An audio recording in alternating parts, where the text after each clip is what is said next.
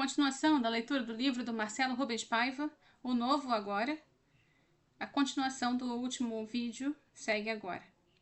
Quando jantei com meu editor para falar do projeto de escrever um livro de ficção, ele me perguntou por que não escrevia um sobre paternidade. Na hora eu fiquei sem reação, mas então meu primeiro livro também foi sugestão de um editor, o Caio Graco, que disse ao mesmo tempo: por que você não escreve sobre o que está acontecendo? Claro, por que não? Um jovem músico, surfista, estudante da Unicamp, ficar paraplégico? Agora, décadas depois, um cadeirante, escritor, casado, ser pai, depois dos 50 anos, virar sem saber um dos inimigos do governo e ser, sem saber, desafeto pessoal do então presidente, cuja biografia afirma que eu o humilhava na infância, cruzar com um quase golpe de Estado, me separar, cuidar por um tempo sozinho dos dois moleques, durante uma pandemia com isolamento social, quando a mãe foi morar meses no sertão da Paraíba, me sugeriram que mais uma vez eu podia ser o narrador, mesmo preferindo não ser. Assim como na época em que eu publiquei meu primeiro livro, eu preferia que nada daquilo tivesse acontecido e viver a serenidade dos surfistas, dos violinistas. Eu poderia ter me fechado como a maioria, mas não. Eu precisava publicar, por fosse para ser aceito socialmente, fosse como uma missão. Tinha que me expor, expor os outros e outras, exatamente como faço agora. O escritor é pretensioso porque acha que a minha história merece ser contada, que posso, gastar papel, porque considera interessante o que aconteceu e a maneira como lidou com os problemas merece ser contada, mesmo que reinvente um pouco, para dar mais dramaticidade. Então eu penso nos antepassados. Dizem na família Paiva que herdamos um karma ruim. Meu avô paterno, Jaime Paiva, teria construído uma casa num cemitério indígena no Vale do Ribeira. Aprendeu inglês sozinho com os marinheiros do porto. Foi trabalhar num banco inglês, depois numa firma de despachantes até montar a sua, a Paiva Companhia. Comprou uma fazenda rústica em Eldorado Paulista, cidade fundada por garimpeiros às margens do rio Ribeira.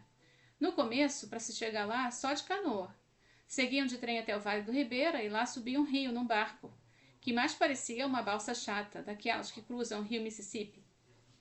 Minha avó, com 6 filhos pequenos, carioca que vivia em Santos, se casou aos 16 anos e não se conformava com o risco que corriam cercados pela Mata Atlântica para subir aquele rio com correnteza. Mesmo assim, meu avô teimou. Era uma região primitiva, de florestas intactas, montanhas e rios limpos, plantações de banana e pouco povoada. O meu pai, seus 5 irmãos e irmãs passaram as férias da infância e adolescência lá. E pouco a pouco o progresso chegou. Asfaltaram a BR-116 até Curitiba, para chegar na fazenda de carro. Pegávamos uma estrada de terra em Jacupiranga, que hoje está asfaltada. A modesta casa de pau a pique cresceu, virou um casarão com muitos quartos, um estilo bávaro. Ganhou uma piscina e um lago represado barrento, onde vivia um jacaré, dizia-se. Era para que as crianças não se arriscassem muito e não nadassem até a margem oposta. O problema era fugir do jacaré mitológico. Passou a ser uma espécie de batismo e desafio dos primos, entre eles eu. Os mais velhos cuidavam dos mais novos, que cuidavam dos novinhos. E eu era da geração intermediária, juntando primos, agregados, noivos e noivas. Mais de 30 jovens e crianças circulavam pela casa. Lago, piscina, curral. Cruzávamos o lago temendo o pior. Chegávamos à outra margem e voltávamos a jato, com medo de sermos mordidos nos pés, apenas para provarmos quão fortes e corajosos éramos. Ao todo, dávamos 23 netos, com pouca diferença de idade, nos quais me incluo. A maioria foi batizada na pequena capela construída em anexo. Nesse paraíso distante, passei a infância, como meu pai. Não tinha telefone, TV, o fogão era lenha, as tias se revezavam na cozinha com a Silvéria, uma baiana brava e de mão cheia cozinheira. Serviam café da manhã, chá da tarde.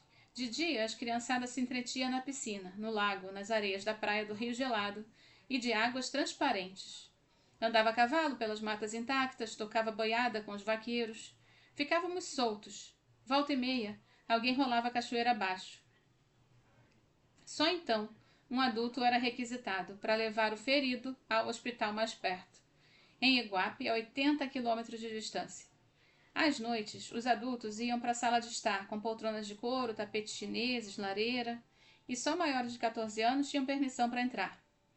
Quando os netos começavam a fazer 14 anos, a regra mudou. Só os maiores de 18 teriam então o privilégio de testemunhar a noitada dos adultos. Nos restava o terraço de jogos, e lá as brincadeiras de salão eram organizadas pelas tias e primos mais criativos. Fazíamos coral, com músicas de jovem guarda, peças de teatro em que representávamos histórias e lendas da família, jogos de adivinhação, ping-pong, sinuca, carteado, e cedo íamos para a cama. O plano era, antes do sol nascer, bebermos leite direto da vaca na cocheira ao lado. A cidade de Eldorado ficava a 2 quilômetros dali. Quando estávamos animados, percorríamos o trajeto a pé, todos os primos cantando para um rolê pela praça central.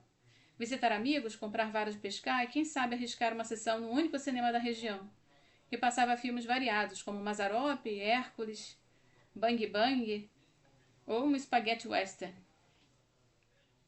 Procissões em feriados religiosos não perdíamos uma. Sabíamos de cor as músicas e a entonação das canções.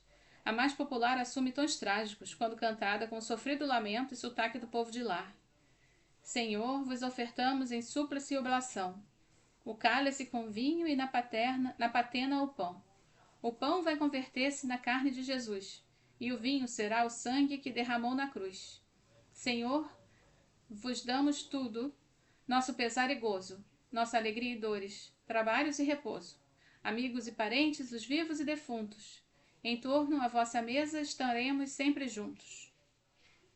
Bem, era a rotina dos 3 meses de férias de verão que ganhávamos de presente. Nem todos os pais ficavam conosco, ou mais raramente ia. A molecada lá vivia sob o comando da minha avó, sempre a mais animada e brincalhona, e outros pais apareciam no Natal. Então, grande festa era organizada. Apenas no Natal era permitida a entrada de toda a criançada na misteriosa e imponente sala de jantar. Contávamos os dias com ansiedade. Vestíamos a melhor roupa, abriam-se as portas, e solenes entrávamos, enfim, naquele templo sagrado, onde os adultos passavam as noites debatendo os mistérios dos negócios da vida. Num piano de cauda se revezavam uma valsa, marchinhas de carnaval, choros, bossa nova. Bem, bossa nova não, seria ousado demais. Só minhas primas mais velhas tocavam violão, que aprendiam nas férias com o professor e o único músico de Eldorado. Cada um exibia o seu dote. E, claro, rolava o bife, música infantil coletiva, que todos sabiam tocar. Muitas mãozinhas apertavam juntas as teclas, alternavam-se, batucavam. O grande momento era, enfim, abrirmos os presentes, embrulhados e secretos ao redor de um pinheiro plantado na própria fazenda. Brinquedos chineses, alemães, caros, sofisticados, contrabandeados. Cada tio, alguns também trabalhavam no porto, como meu avô, trazia muitos presentes. Cada neto ganhava um presente, pensado, escolhido apenas para ele. Não se repetiam os mimos. No meu caso, como havia 10 primos da mesma idade, os brinquedos eram semelhantes, mas cada um personalizado. Made in Taiwan ou China. Privilégios de quem trabalhava em despacho. Importação e exportação. No maior porto do Brasil. Para mim, toda criança tinha direito a uma vida como aquela. Eu não sei como alguém é capaz de aprender, sobreviver a trocar experiências, gerar filhos, sentir paz espiritual, se não vivenciou uma rotina no campo com muitos primos e primas, abraçado pela família, sem cruzar a névoa matinal de um vale, sem contar estrelas cadentes, sem sentir na pele as águas geladas de um rio ou os pelos de um cavalo entre as pernas. Basear uma história em fatos reais é uma redundância. Afinal, se são fatos, supostamente são reais. Mas a palavra baseado é o grande truque. Diferente de inspirado em fatos reais, baseado parece querer tornar os fatos narrados mais próximos do real.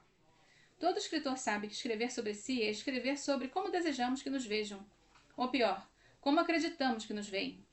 Ou pior ainda, como acreditamos que somos. Então, mesmo assim, ainda rolam sugestivos ou propositais esquecimentos ou alterações. Escrever tudo o que nos atravessa, sem deturpar, é exatamente a mesma coisa que observar nossa respiração sem alterá-la. Ou seja, é impossível. Como disse Emmanuel Carrère, que faz da sua vida literatura, ou melhor, autoficção. Sigo no próximo vídeo com a parte 2.